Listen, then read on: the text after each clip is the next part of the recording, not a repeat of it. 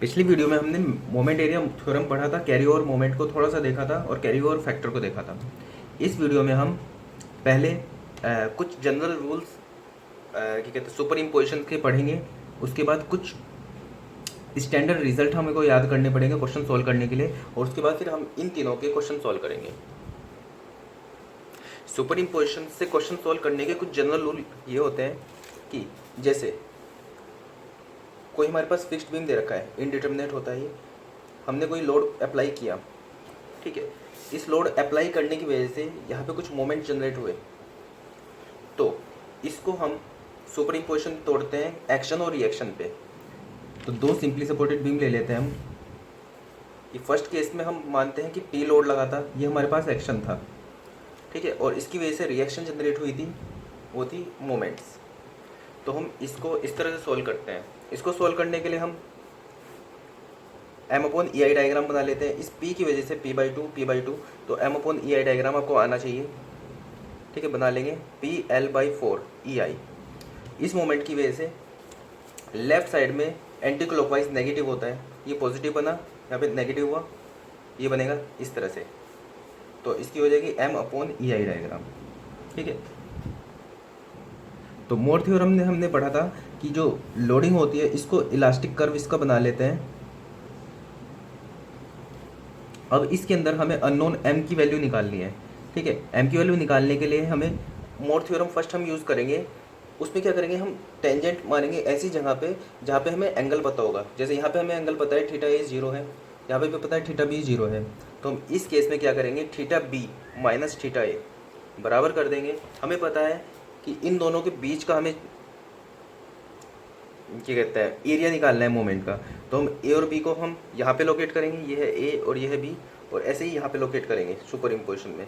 तो यहाँ पे हम ये एरिया इन दोनों के बीच का है और ये एरिया, इन दोनों को ऐड कर देंगे तो हमारे पास theta B minus theta A आ जाएगा। थीटा बी भी हमारे पास 0 है, दोनों 0 है, तो इसका जो हमारे पास एरिया आएगा वो आएगा हाफ PL/4 EI, ये पॉजिटिव है, प्लस ये माइनस का है तो माइनस लिखेंगे इंटू एल, इसका area minus M/EI into L length, ये रेक्टेंगल है तो इसका एरिया ऐसे आएगा।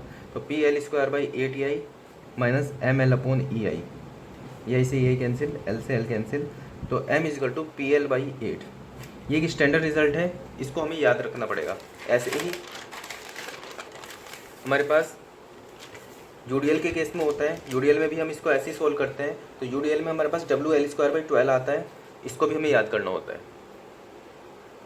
कुछ स्टैंडर्ड रिजल्ट जो कैरी ओवर फैक्टर और कैरी ओवर मोमेंट के क्वेश्चन सॉल्व करने में काम आते हैं, वो होते हैं कि अगर यहाँ पे m मोमेंट हम लगाते हैं तो ये जो यहाँ पे थीटा जनरेट होता है वो ML/3EI होता है। ये भी मोमेंट और ये थ्योरम से हम प्रूफ कर सकते हैं, अभी टाइम नहीं है तो हम बाद में प्रूफ करेंगे। इसको याद करना होता है। ऐसे ही अगर ये यहाँ पे फार एंड हिंज ना होके फिक्स सपोर्ट हो जाए तो यहाँ पे m जो मोमेंट देते हैं हम, तो उसकी वजह से जो थीटा जनरेट होता है वो ML/4EI होता है। यहाँ पे रेजिस्टेंस नहीं है तो ML/3EI। अब यहाँ पे रेजिस्टेंस हुआ तो उसकी वजह से ये थीटा कम हो जाएगा, तो यहाँ पे 3 था तो यहाँ पे हो गया 4। ऐसे ही कैरी ओवर फैक्टर के लिए हम यहाँ पे अगर जो m मोमेंट लगाते थे, हमने पहले ही बताया था, m मोमेंट लगाते हैं तो सेम डायरेक्शन में, ये एंटी क्लॉकवाइज है तो ये भी एंटी क्लॉकवाइज में भी m/2 आ जाता है, जिसकी वजह से इसका कैरी ओवर फैक्टर जो कि m/2 जितना मोमेंट जनरेट हुआ है अपॉन m = ½ आ जाता है। अब इसके क्वेश्चंस करते हैं। क्वेश्चन में गिवन है कि m0 हमने लोड लगाया है, मोमेंट लगाया है, तो इसकी वजह से फिक्स्ड एंड पे कितना मोमेंट जनरेट होगा। तो इस बीम को वही एक्शन और रिएक्शन में तोड़ लेंगे। पहले आएगा एक्शन। एक्शन जो हमने स्टार्टिंग में लोडिंग लगाई है, लोडिंग हमने स्टार्टिंग में लगाई है m0 प्लस रिएक्शन, रिएक्शन हमारे पास जो बाद में m जनरेट हुआ है, ठीक है। ये जो m0 है इसको ये इस तरह से ऐसे घुमाएगा तो ये सेगिंग देगा, तो मतलब इसकी वजह से जो बेंडिंग मोमेंट डायग्राम आएगा वो पॉजिटिव आएगा। ये लेफ्ट साइड में एंटी क्लॉकवाइज नेगेटिव होता है, राइट साइड में क्लॉकवाइज नेगेटिव होता है, ठीक है। तो इसकी वजह से जो बेंडिंग मोमेंट डायग्राम होगा वो होगा नेगेटिव। तो ऊपर वाले की वजह से जो बेंडिंग मोमेंट डायग्राम होगा वो होगा सिर्फ इस जगह पे m0 पॉजिटिव और यहाँ तक ये L/2 में ये हो जाएगा m0, और EI से डिवाइड कर देंगे तो ये M/EI डायग्राम बन जाएगा। इसकी वजह से हम जब डायग्राम बनाएंगे कॉर्नर्स पे ए बी बी। तो यहाँ पे क्या होगा, एंटी क्लॉकवाइज है, नेगेटिव हो जाएगा बेंडिंग मोमेंट डायग्राम। और इसको मान लिया हमने एम। हमने दोनों को सेम इसलिए माना क्योंकि ये सिमेट्रिकल बीम है, दोनों को बराबर उस पर लगा है, तो यहाँ पे एम जनरेट हुआ तो यहाँ पे भी एम जनरेट हुआ होगा। अगर हम इसको अलग अलग मान के करेंगे तो हमें ज़्यादा इक्वेशन सोल्व करनी पड़ेगी, इसलिए जो चीज़ हमें पता है वो हम बाय डिफ़ॉल्ट हम यहाँ पे मान लेते हैं। तो एम अपॉन ई आई।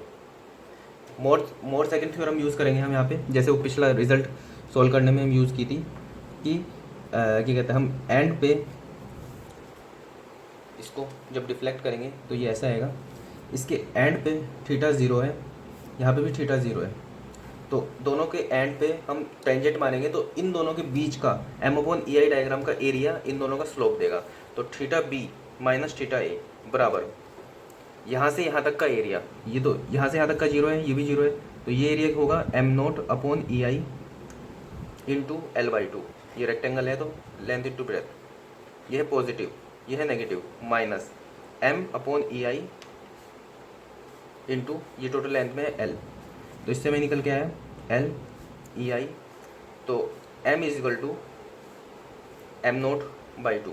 तो इसका आंसर है सी, इसका आंसर है सी। नेक्स्ट क्वेश्चन देखते हैं। इसके अंदर हमें स्टैंडर्ड रिजल्ट याद होना चाहिए, जैसे कि भाई हमने प्रूफ किया था, पी अगर जो लोड आता है तो यहाँ पे पी एल स्क्वायर बाई वो पी एल बाई 8 आता है, तो P L by 8 is equal to 60। अब इसने कहा है कि पी लोड लगाया तो यहाँ पे 60 आता है, इस पी को हम यूडीएल की तरह इसको फैला दिया, मतलब P is equal to W L, तो तब यहाँ पे कितना मोमेंट आएगा। तो दो इक्वेशन बना लेते हैं, P L upon 8 is equal to 60 है, और यहाँ पे डब्ल्यू की वजह से जो यहाँ पे फिक्स्ड एंड मोमेंट आता है डब्ल्यू एल स्क्वायर बाई 12, तो मतलब एम ए जो होगा वो होगा डब्ल्यू एल स्क्वायर बाई 12, ठीक है। तो पी को हम डब्ल्यू एल लिख देंगे तो W L square by 8 is equal to 60 आ जाएगा, दोनों को डिवाइड करेंगे तो 8 बाई 12 is equal to M A upon 60, 12 five जा 60, 8 फाइव जा 40, M A is equal to 40 kilo newton metre. Second question answer. Next question है हमारे पास कि एक इंक्लाइन लोड लगा है डब्ल्यू थीटा पे, तो इस केस में जो यहाँ पे मोमेंट आएगा ए एंड पे वो कितना होगा। ये भी स्टैंडर्ड रिजल्ट है, इसके लिए पहले ये स्टैंडर्ड रिजल्ट हमें याद करना पड़ेगा। देखो वहाँ पे हम प्रूफ नहीं कर सकते इसको, तो हमें याद ही करना पड़ेगा, और बार बार पूछा जाता है इसलिए हमें याद करना भी चाहिए, ठीक है। तो अगर यहाँ पे डब्ल्यू लोड होता है और ये डिस्टेंस पे लगता है, तो नियर एंड पे मतलब ये डिस्टेंस है ये, तो इस वजह से W A B square upon L square, अगर जो टोटल लेंथ एल है, और यहाँ पे जो आएगा वो आएगा डब्ल्यू बी ए स्क्वायर अपॉन एल स्क्वायर। जितना इसके पास होगा उतना मोमेंट ज़्यादा आएगा, ठीक है। जितना इसके पास होगा ए की वैल्यू कम होगी, बी की वैल्यू ज़्यादा होगी, बी का स्क्वायर तो ये ज़्यादा बड़ी वैल्यू आएगी, ठीक है। तो ऐसे ही यहाँ पे इसको क्या करेंगे, इसके कंपोनेंट तोड़ लेंगे। डब्ल्यू अगर जो लोड थीटा पे लग रहा है तो ये लोड जो होगा वो डब्ल्यू कॉस थीटा होगा, और ये जो लोड होगा ऐसे डब्ल्यू साइन थीटा, ठीक है। यहाँ पे बात करिए मोमेंट की, तो जब ऐसे वर्टिकल लोड लगता है तो उसकी वजह से जो मोमेंट जनरेट, पहली बात जो ये हॉरिजॉन्टल एक्सियल फोर्स है इसकी वजह से मोमेंट जनरेट नहीं होगा इस पॉइंट पे। कभी भी जिस पॉइंट पे हम मोमेंट निकालते हैं उस पॉइंट से अगर जो फोर्स पास हो जाती है तो मोमेंट ज़ीरो आता है उसकी वजह से। ऐसी इस फोर्स की वजह से इस पॉइंट पे मोमेंट आ सकता है, इस फोर्स की वजह से नहीं आ सकता।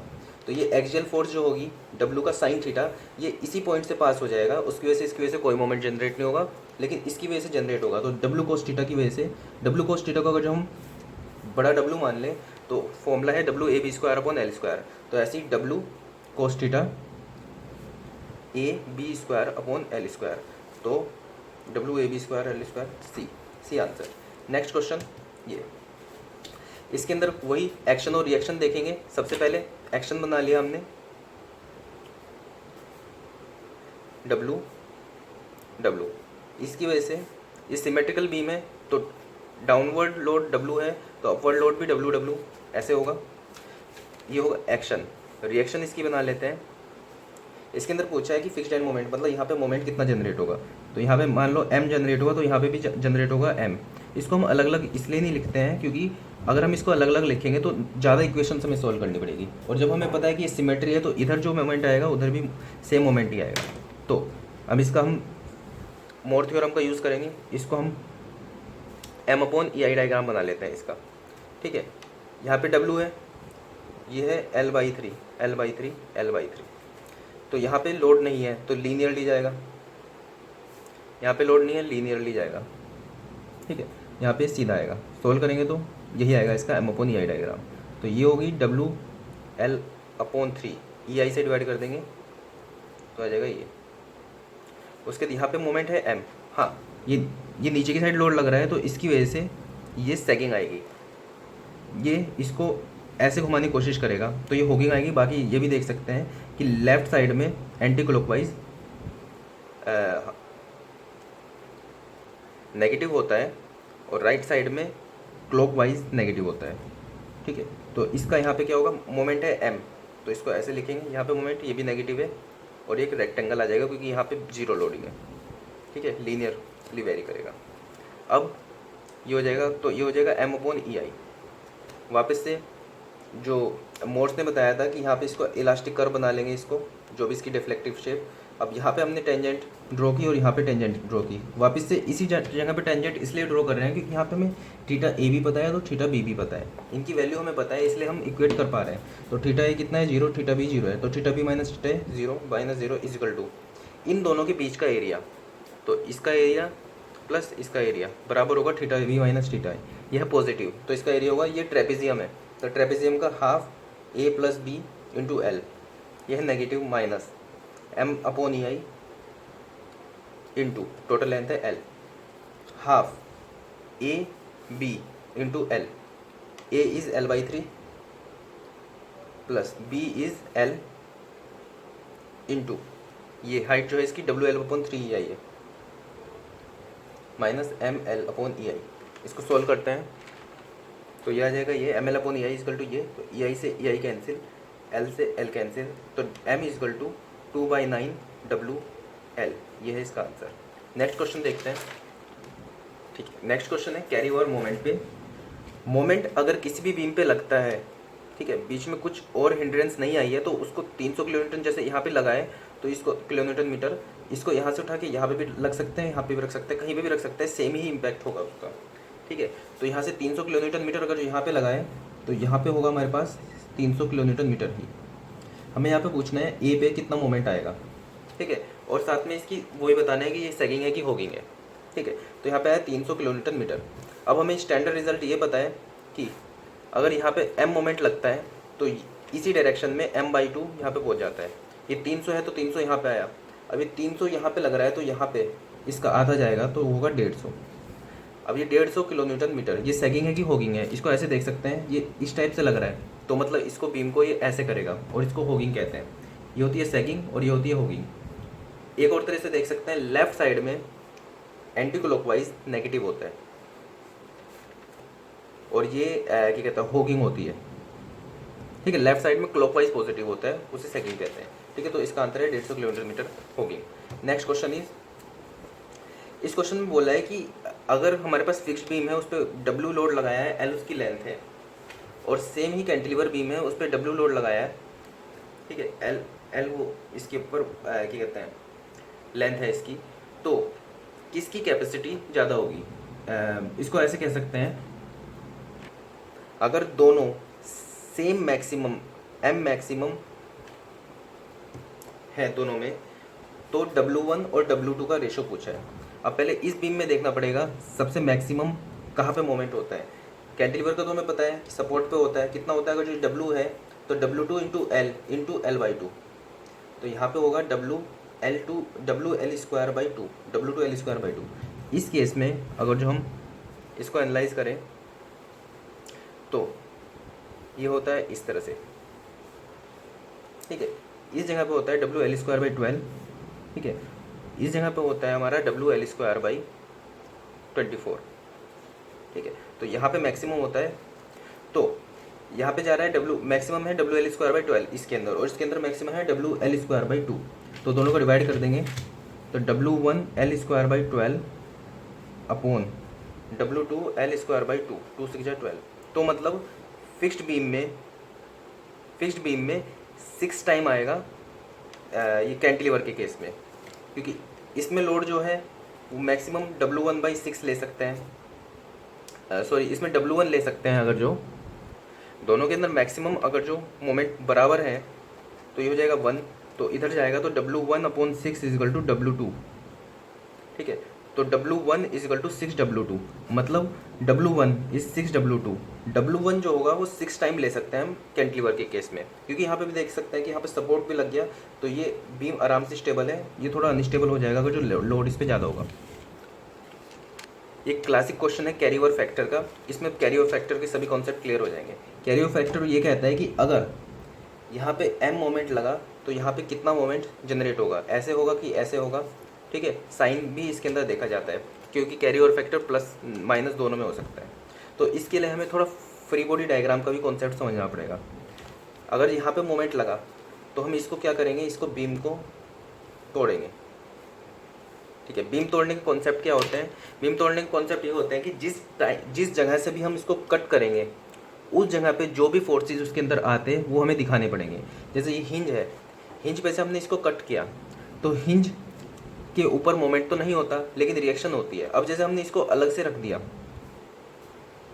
ठीक है, यहाँ पे है m मोमेंट, ठीक है, तो हमने इसको अलग से रख दिया तो अलग से स्टेबल नहीं हो सकता, ये नीचे गिरेगा। तो इसको रोकने के लिए यहाँ पे फोर्स लगी होगी कोई, ठीक है, वो अभी निकालते क्या होगी, ठीक है।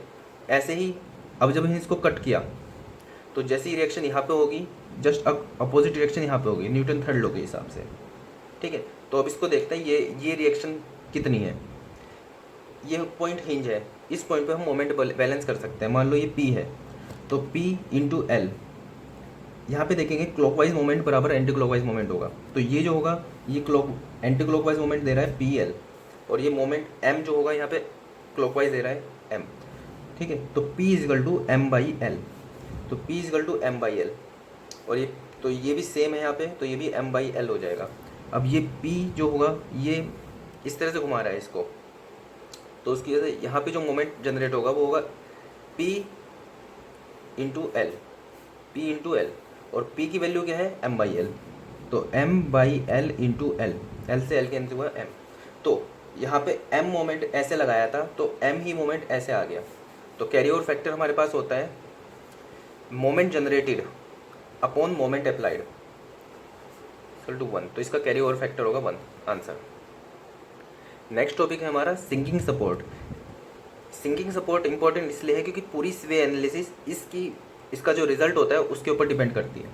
इसमें क्या कहते हैं हम कि अगर कोई सपोर्ट है, कोई जैसे फिक्स सपोर्ट है और यहाँ पे बिना किसी लोड के ये सिंक हो जाता है नीचे, तो यहाँ पे एक मोमेंट जनरेट होता है m, ठीक है, और यहाँ पे ऐसे मोमेंट जनरेट होता है। पहले तो डायरेक्शन देख लेते हैं ये मोमेंट m ऐसे कैसे हो रहा है। तो जैसे मान लो ये है, अभी ऐसे मान लेते हैं कि ये एक हिंज होता मान लो, ठीक है, और ये ऐसे सिंक हो जाता तो ये इस तरह से सिंक होता, तो इसका मतलब यहाँ पे एक थीटा हुआ करता।